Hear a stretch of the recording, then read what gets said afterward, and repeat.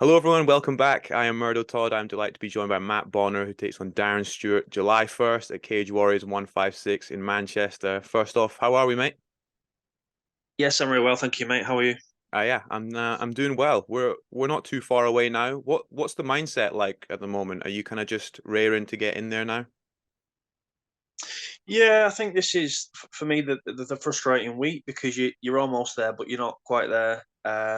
I always look forward to getting involved and in next week and getting the water cut going and water the loader and water loading, sorry, and getting ready. And yeah, I am looking forward to it. And I think it's going to be a hell of a scrap.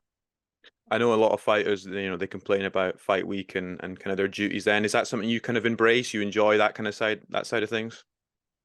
Yeah, I do enjoy it, and I enjoy it for a few different reasons. One, it's a nice week of training. To be fair, because I say out training, I'll do the S&C Monday and I'll do some boxing on the Tuesday, but it won't be the 3 4 hours of training that you generally do.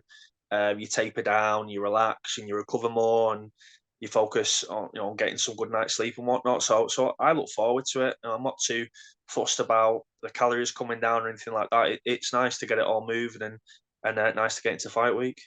Yeah, so you're coming into this with two impressive back-to-back stoppages. Are you feeling on a bit of a roll now?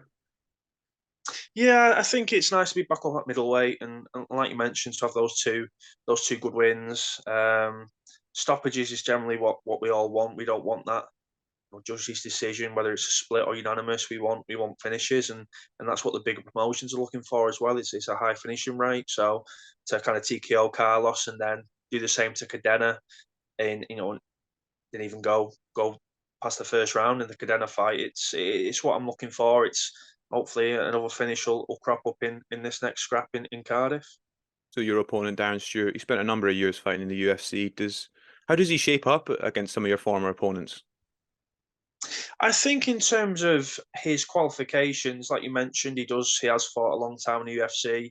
It wasn't even like some like free fight stint. He fought kind of, I believe it was 11 or 12 times in the UFC. He's fought higher level for a long time. But I've beat a past opponent in his in Mick Stanton. Mick Stanton beat Darren, and I beat Mick fairly long time ago. So I don't think he brings anything to the table that I've not seen before.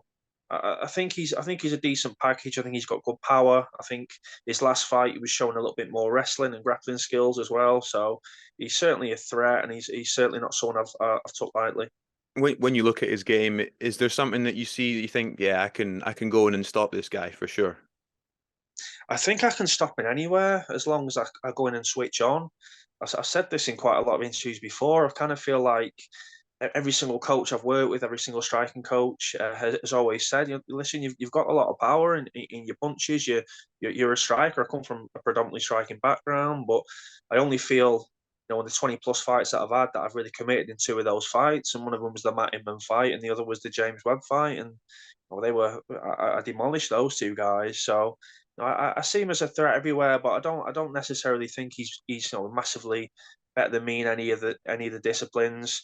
I think he has got powerful strikes, and he is willing to engage. But like I say, there's nothing that really scares me. I just think overall he's a very solid opponent. And when you're fighting a guy who's fought in the UFC, might be a little more known, does it add something? Does it add something to the fight for you? I think it does. I think every fighter is looking for a UFC vet on the record. I think that opens eyes and gets, like I say, the bigger promotions thinking, oh, we know Darren Stewart, and if he's beat Darren Stewart, or especially if he's finished Darren Stewart, then that adds a little bit of authenticity to your skill set. So for me, that almost felt a little bit bigger than like the title fight. I've won a world title. I've already got that in my kind of on my fight CV, but I've never fought or beat a UFC fight before. So that's really what enticed me into this fight.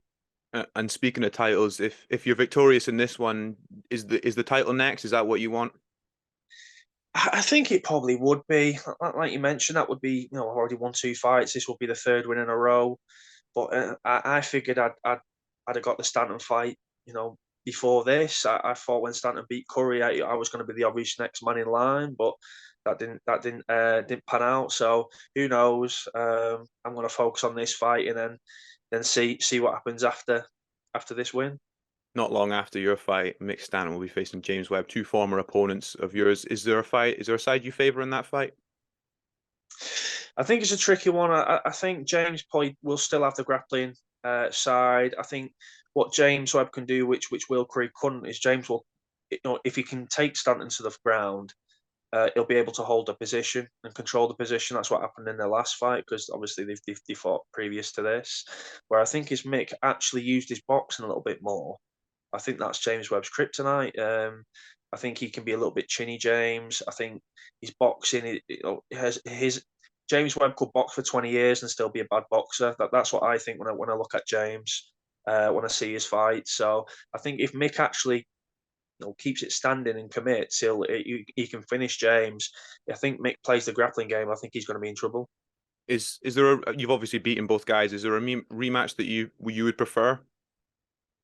I think probably the winner of James Webb and Mick Stanton. That's the fight I prefer. I think Mick would probably be the more interesting fight because I have beat Mick, but that was a long time ago. I wasn't in Next Gen, he wasn't in ASW, so both of our skill sets have evolved over the years. I do think if I fought James, and I like James, and I like his coach and his camp, but I do think the James Webb fight would be the same, if not a quicker finish. I really do believe that. I don't think he's got the skill set to take me down or to keep me down, and I think my striking is always going to be better than James's. Where I think Mick is a little bit more trickier, and the whole Mick's asked for this fight for like the last 5 years since I beat him last time. I think we could build up a nice drama there and make it a big fight. Hmm. That's why I was kind of hoping Cage Warriors were initially going to make the Bonner Stanton fight. Yeah. So we've mentioned the UFC before. You've been in Cage Warriors a long time now. Is the UFC still what you're aiming for? Is that still the aspiration? Yeah, I think so. I think like most, I was 17 years old when I started MMA. I'd done Thai boxing for a long time before that. I started Thai boxing when I was 10, but when I came into MMA as a 17-year-old, I wanted to be in the UFC. That's everyone still wants to be in the UFC, so that would still be a dream. Do I feel like that's kind of pulling away, being 32 years old? Possibly. I think if it's going to happen, it has to happen probably this year or next year.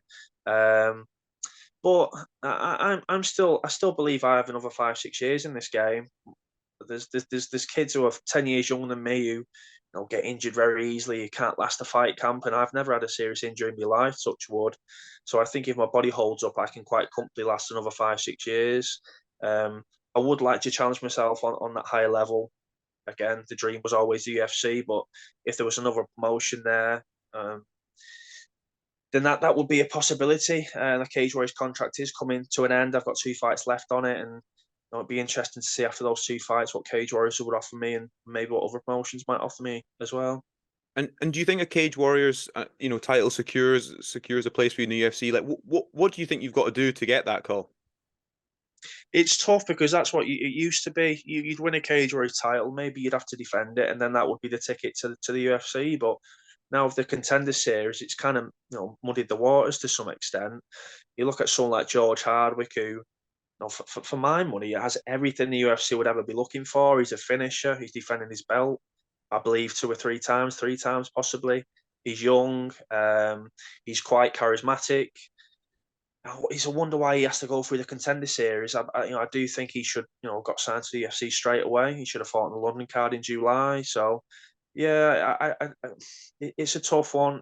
Obviously, it's not just about wins now. It's about your personality. It's about your social media following and all the rest of it. And it's notoriously hard to even get a visa to the USA. So it's a little bit more kind of complicated than winning titles and whatnot now. There's more to it, unfortunately.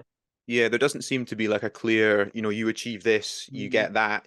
We see a lot of Yeah. kind of North American guys get contracts and, they're probably not UFC caliber. Do you think it's just harder for the UK guys and the European guys to get noticed? What do you think it is that, I think it's purely down to the visa issues, to be honest. I think that's a massive, massive thing. You need your visa over there, you need your fight visa, your working visa. Um, I do think that is the main barrier to fight in the USA, unfortunately. And I think a working visa, that's about £5,000, I've been told. So, maybe that stops quite a lot of people. That's has to come down to sponsors and savings and things like that. And most fighters, they're absolutely skint. They've not got 5 grand to spend on a working visa. Um, you can kind of go down the route of getting your visa organised in case there was a pullout or whatnot. But that's a lot of money to risk on that small percentage of it paying off. You can get your visa sorted out, you can get your medical sorted out, and then just not get the call up. Yeah. So the San Diego cards, they don't interest you too much. Or are you happy fighting in the UK then? I would fight anywhere, honestly. I've never been offered a San Diego fight ever. They generally, if they're gonna, they'll bring the San Diego guys over to the UK because again, the working visas are so much easier to get in the UK. But never say never. I've never said I wouldn't fight anywhere. I have got a newborn baby now, but I don't think that would make too much of a difference, honestly. You fly out like Cardiff, for instance. I'll travel down on the Thursday, and I'll be coming back on the same day or the day after.